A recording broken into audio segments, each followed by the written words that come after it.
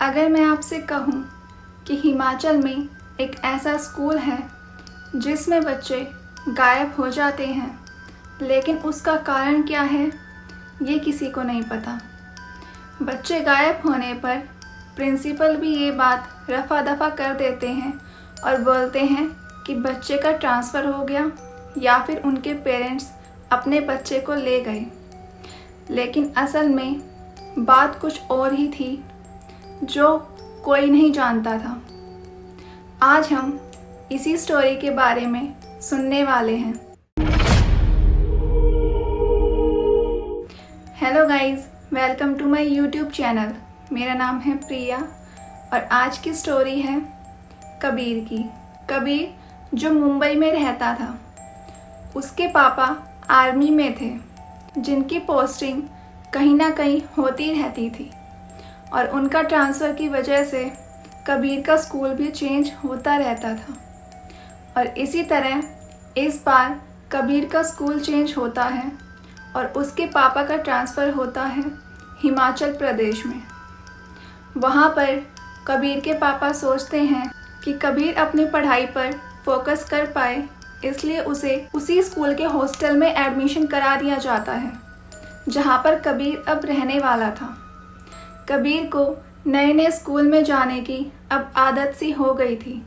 कबीर को hostel room allot किया गया था, रूम नंबर 11, जिसमें कबीर का रूममेट था अमन। अमन एक शरारती लड़का था जो अपनी ही धुन में रहा करता था। अमन और कबीर आपस में मिलते हैं और जल्द ही वो एक दूसरे के फ्रेंड्स भी बन जाते हैं।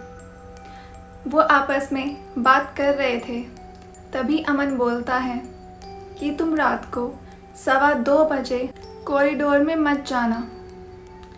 कबीर हंसने लग जाता है। अमन बोलता है कि मैं मजाक नहीं कर रहा हूँ, मैं सीरियस हूँ। कबीर बोलता है कि इतनी रात को मैं वैसे भी बाहर क्यों ही जाऊँगा, तुम भी पता नहीं कैसी बात कर रहे हो। और फिर वो दोनों बाकी अपनी बातें करने लगते हैं। कबीर स्कूल नहीं जाता है, वो अपने रूम में अपना सामान सेटल कर ही रहा था और ऐसे ही रात हो जाती है।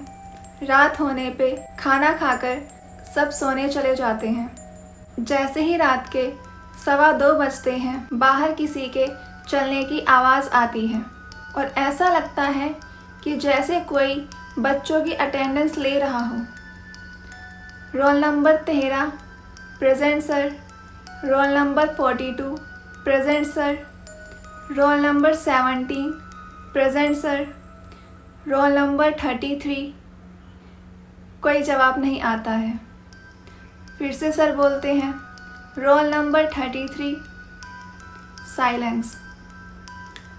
इस बार सर गुस्से में बोलते हैं रोल नंबर 33, लेकिन सामने से कोई भी आंसर नहीं आता है। ये सब सुनकर कबीर बिल्कुल हैरान था। वो अमन की तरफ देखता है तो अमन डरा हुआ बेड पर लेटा हुआ था। कबीर अमन से पूछता है कि क्या तुम्हें भी ये सब सुनाई दे रहा है, लेकिन अमन इतना डरा हुआ था कि वो अपनी आँख ही नहीं खोलता है और कबीर को बोलता है कि चुप रह। इस रात में इतना सब हो जाता है। कबीर को ये देखकर काफ़ी हैरानी होती है कि इस टाइम पर बाहर ऐसी अजीब आवाज़ें क्यों आ रही हैं। कबीर रूम लिस्ट चेक करता है तो रोल नंबर 33 कोई और नहीं बल्कि उसके रूम के सामने वाला ही रूम था। सुबह होने पर पूरे स्कूल में शोर शराबा मच जाता है। रूम नंबर 10 में एक बच्चा गायब था और ये वही रूम था जो कबीर के सामने वाला था, जिसमें रोल नंबर 33 स्टूडेंट रहता था। जिस स्टूडेंट ने कल रात को अपनी अटेंडेंस नहीं दी थी, आज वो गायब था। कबीर ये सब देखकर काफ़ी हैरान था, लेकिन वार्डन आती है और वार्डन से जब पूछा जाता है तो बोलती है कि उसको उसके पेरेंट्स ले गए। लेकिन जब कबीर ने उस रूम को देखा तो वहाँ पर उस बच्चे का सामान वैसे ही बिखरा हुआ था। अगर उसके पेरेंट्स ले जाते तो साथ में सामान भी तो लेकर जाते। सामान बिल्कुल वैसे का वैसा ही था। यहाँ से कबीर के दिमाग में शक पैदा होता है कि आखिर ये बच्चा गया कहाँ, और आखिर कौन है जो रात को कॉरिडोर में अटेंडेंस लेता है। ये कोई नॉर्मल बात तो नहीं है रात के टाइम पर ऐसी आवाज़ें आना। ये कोई इंसान है या फिर कोई और। इस बारे में कबीर अमन से भी बात करता है, लेकिन अमन इस बारे में कोई बात करना ही नहीं चाहता था। अमन अब ये सोचता है कि मुझे अकेले ही कुछ करना होगा। डिसाइड करता है कि मैं हॉस्टल के पुराने रिकॉर्ड्स चेक करूँगा, और उन रिकॉर्ड्स में पता चलता है रूम नंबर 13 के बारे में। रूम नंबर 13 जो कि असल में उस हॉस्टल में गायब था, लेकिन उसके बारे में एक हिस्ट्री लिखी गई थी, और जिसमें लिखा था कि रूम नंबर 13 में आग लगने के कारण 13 स्टूडेंट्स और एक टीचर की जान चली जाती है। उसके बाद से ही रूम नंबर 13 गायब है। जब कबीर हॉस्टल में आकर चेक करता है तो वहाँ पर 12 के बाद सीधा रूम नंबर 14 था। 13 रूम नंबर का डोर ही नहीं था। और ये देखकर एक बात और निकल कर आती है कि जो रूम नंबर 12 और 14 की दीवारें थी वो काफ़ी मोटी थी। ऐसा लगता है कि जैसे रूम नंबर 13 को किसी ने इसके भीतर छुपा दिया हो। कबीर अब ये बात किसको बताता। वो फिर से अमन के पास जाता है, उसको सारी बातें बताता है।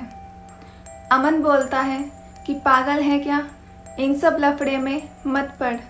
क्या पता ये कौन है, ये कोई रियल किलर है या फिर कोई स्कूल का ही आदमी, और क्या पता ये कोई भूत हुआ तो।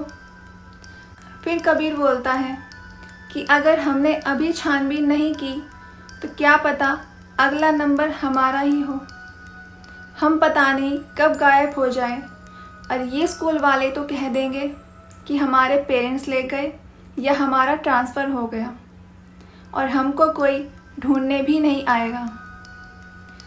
अमन थोड़ी देर सोचता है और फिर इस बात के लिए वो राज़ी हो जाता है, और अब ये दोनों मिलकर ढूंढने का डिसाइड करते हैं कि आखिर देखते हैं कि रूम नंबर 13 के पीछे का राज क्या है।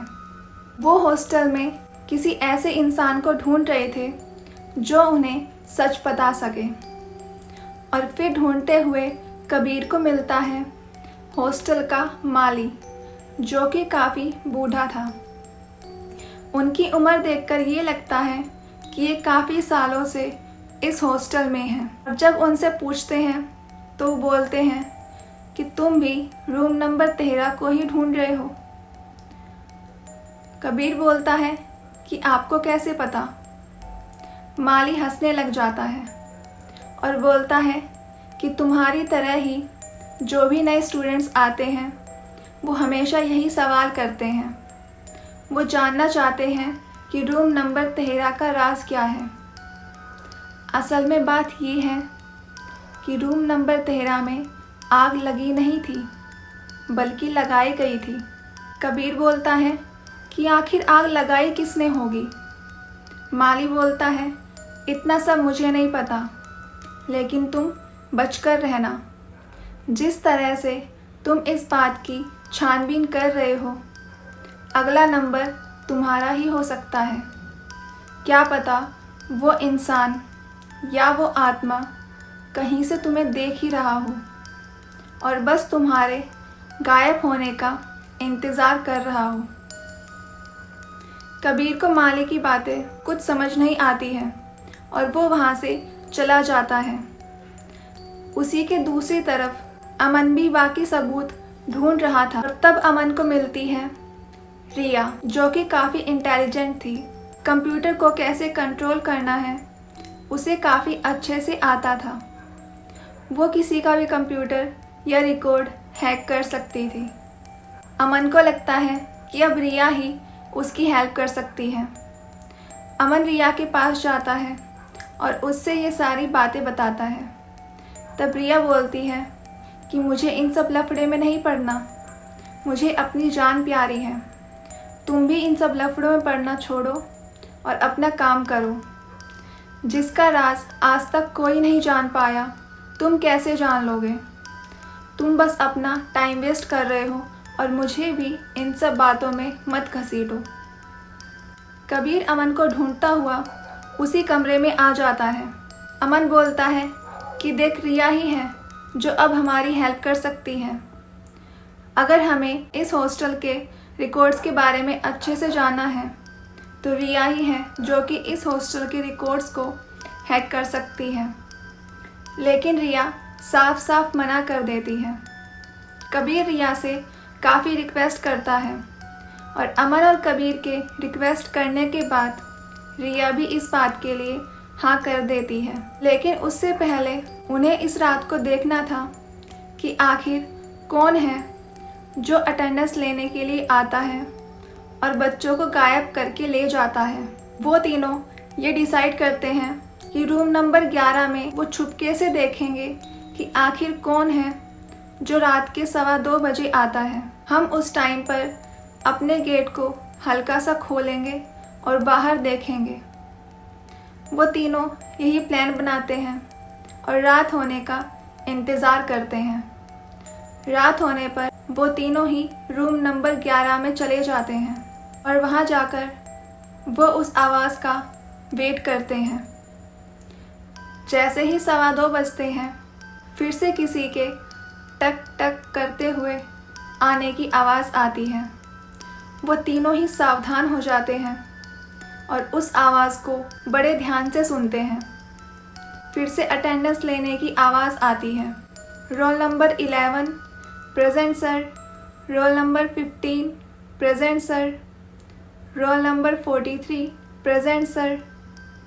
जैसे ही ये सब आवाज़ें आ रही थी, कबीर धीरे से रूम का लॉक खोल देता है और बाहर झांकते हुए देखता है तो बाहर कोई नहीं था, लेकिन किसी के टक टक चलने की आवाज़ें आ रही थी।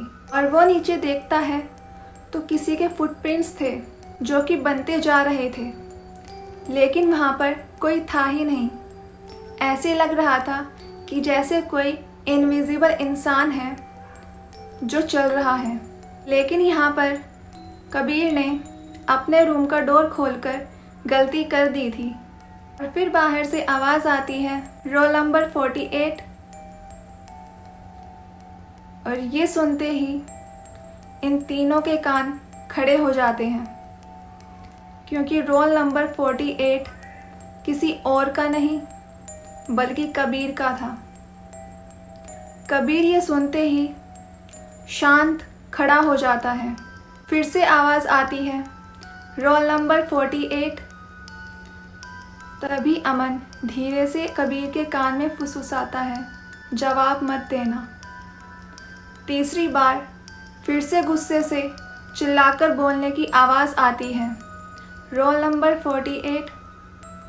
और इस बार ना जाने क्यों कबीर के मुंह से आवाज़ निकल जाती है और वो बोल देता है, प्रेजेंट सर। और जैसे ही कबीर ये बोलता है, बिल्कुल सन्नाटा छा जाता है। कबीर बोलना नहीं चाहता था, लेकिन ऐसे लग रहा था कि जैसे कोई और ही है जो कबीर की आवाज़ को कंट्रोल कर रहा है। और ये सुनते ही अमन और रिया अब टेंशन में आ जाते हैं। कबीर बिल्कुल सावधान होकर कमरे से बाहर निकलता है और बिल्कुल सीधा चलने लग जाता है। अमन और रिया उसके पीछे जाते हैं उसे रोकने के लिए, लेकिन वो रुकता ही नहीं है। अमन और रिया के अंदर इतनी हिम्मत नहीं थी कि वो और आगे जा सके। और यहाँ पर कबीर बिल्कुल सीधा चलता जा रहा था। अमन और रिया अपने रूम का डोर बंद कर लेते हैं और बस ये सोचते हैं कि अब कबीर के साथ क्या होने वाला है। क्या कबीर बच पाएगा या फिर कबीर भी बाकी बच्चों की तरह गायब हो जाएगा। कबीर, जो कि अब रोल नंबर मास्टर के वश में हो चुका था, वो उनके इशारों पर कमरे से बाहर निकलकर सीधा चलने लगता है। ना वो अमन की सुनता है और ना रिया की। वो तो ऐसे चले जा रहा था जैसे कि उसे किसी और की आवाज़ सुनाई ही ना दे रही हो। अमन और रिया काफ़ी चिल्लाते हैं, कबीर को बुलाते हैं, लेकिन कबीर है कि उनकी सुनता ही नहीं है और बस सीधा चले जाता है। आगे कबीर के साथ क्या होने वाला है? कबीर अचानक बेहोश हो जाता है और जब उसकी आँख खुलती है तो वो देखता है कि वो एक क्लासरूम में है। ये कोई और क्लासरूम नहीं बल्कि रूम नंबर 13 था। रूम नंबर 13, जहाँ पर 13 बच्चे बेंच पर बैठे हुए थे और वहाँ पर एक मेल क्लास टीचर थे जो कि बच्चों को पढ़ा रहे थे। कबीर वहाँ पर खुद को देखता है तो हैरान हो जाता है, मैं अचानक क्लासरूम में कैसे आया? यहाँ पर ये सारे बच्चे ऐसे शांत और चुपचाप बैठे हुए थे जैसे कि उनमें कोई जान ही ना हो। उनका चेहरा बिल्कुल मुरझाया हुआ और वो शांति से बैठकर क्लास टीचर की बातें सुन रहे थे। क्लास टीचर की नज़र कबीर पर जाती है। कबीर भी क्लास टीचर को देखता है और पूछता है कि मैं यहाँ पर कैसे आया? आप सब लोग कौन हो? क्लास टीचर समझ चुके थे कि कबीर यहाँ पर कैसे आया।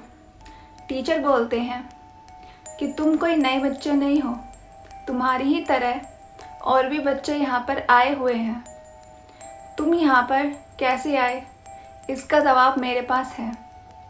क्लास टीचर बताते हैं कि हम यहाँ पर अपनी मर्जी से नहीं हैं, बल्कि हमें 80 साल पहले यहाँ पर जिंदा जला दिया गया था। जलाने वाली बात सुनकर कबीर हैरान हो जाता है। आप सब लोग को जलाया गया, लेकिन आप सब तो शांति से बैठे हुए हैं, बिल्कुल नॉर्मल इंसान की तरह। तब टीचर बोलते हैं कि हम इंसान नहीं हैं, हम आत्माएं हैं और यहाँ पर कैसे आई उसकी बात, उसकी कहानी मैं तुम्हें बताता हूँ। 80 साल पहले की बात है। हमें इस क्लासरूम में बंद कर दिया गया था, ये कहकर कि स्कूल में इंस्पेक्शन करने आ रहे हैं। इंस्पेक्शन करने आ रहे हैं तो हमें बंद करने की क्या ज़रूरत थी? हमें छुपाने की ज़रूरत थोड़ी ना थी। लेकिन 13 बच्चों के साथ मुझे इस कमरे में बंद कर दिया गया। इस रूम को लॉक लगाकर इसके डोर के नीचे से पेट्रोल डालकर आग लगा दी गई। पूरे कमरे में आग लग चुकी थी। ये सुनकर कबीर अपने आसपास देखता है। उस कमरे की दीवारें बिल्कुल ऐसी लग रही थी जैसे कि इसे कई सालों पहले जलाया गया हो, बिल्कुल काली। और ये सब बच्चे भी इंसान नहीं थे। कबीर बोलता है, फिर मैं यहाँ पर कैसे आया? टीचर बोलते हैं, हर साल एक न एक बच्चे की बलि दी जाती है और इस बार वो बच्चा तुम हो। तुम्हारी बलि दी जाएगी और तुम भी हमारी तरह यहाँ पर कैद हो जाओगे। कबीर पूछता है कि आप सब लोगों को जलाया क्यों गया? टीचर बोलते हैं, इसका कारण मुझे पता है। हम सबको प्रिंसिपल ने जलाया था। प्रिंसिपल हर साल किसी ना किसी की बलि देते हैं और उस बलि के लिए यहाँ पर सभी बच्चों को जलाया गया था और उनके साथ मैं भी था। 80 साल पहले की बात है। उस टाइम पर ये स्कूल बन रहा था। स्कूल बनाने के लिए ज़मीन खोदी जाती है, तभी नीचे से कुछ ऐसी चीज़ें मिलती हैं जिसे देखकर पंडित जी साफ मना कर देते हैं कि यहाँ पर स्कूल बनाना ठीक नहीं। इस ज़मीन के नीचे कुछ काली शक्तियाँ दबी हुई हैं और अगर वो बाहर आ गई तो ये आपके लिए ही हानिकारक होगी। पंडित जी ये कहकर वहाँ से चले जाते हैं, लेकिन तभी लालची प्रिंसिपल एक तांत्रिक को लेकर आता है और वो तांत्रिक बताता है कि ये शक्ति बहुत बड़ी है, ये काली शक्ति ज़रूर है, लेकिन अगर इसको कुछ ना कुछ बदले में दिया जाए तो ये आपको धनवान बना देगी।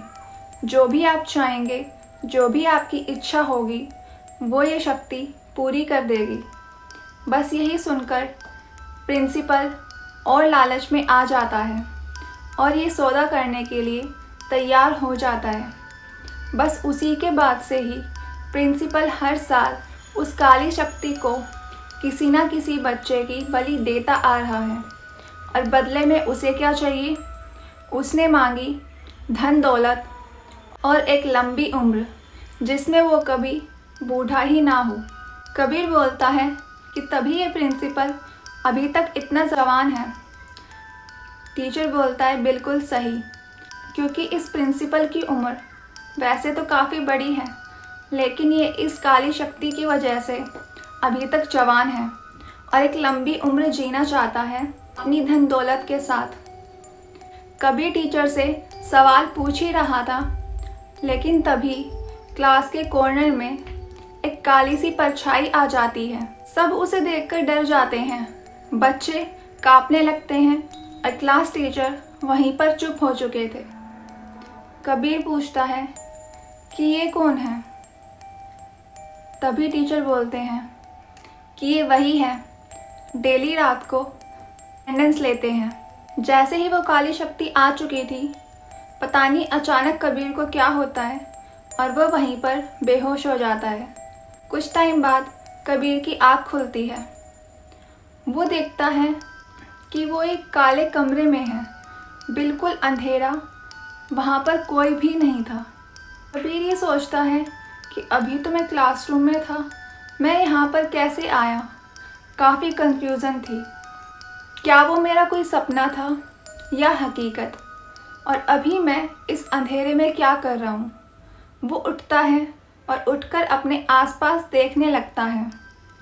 तब उसे दिखते हैं उन बच्चों की तस्वीरें जिनकी बलि दी जा चुकी थी, और वो सब तस्वीरें दीवार पर टंगी हुई थी, जैसे कि ये निशानी हो कि ये सब बच्चों की बलि दी जा चुकी। कबीर वहाँ से बाहर निकलने का रास्ता ढूंढता है, लेकिन उसे कहीं पर कुछ नज़र नहीं आता। एक तो अंधेरा इतना था, ऊपर से हर जगह बस तस्वीरें ही टंगी हुई थी। उसे बाहर निकलने का रास्ता ही नहीं दिखाई देता।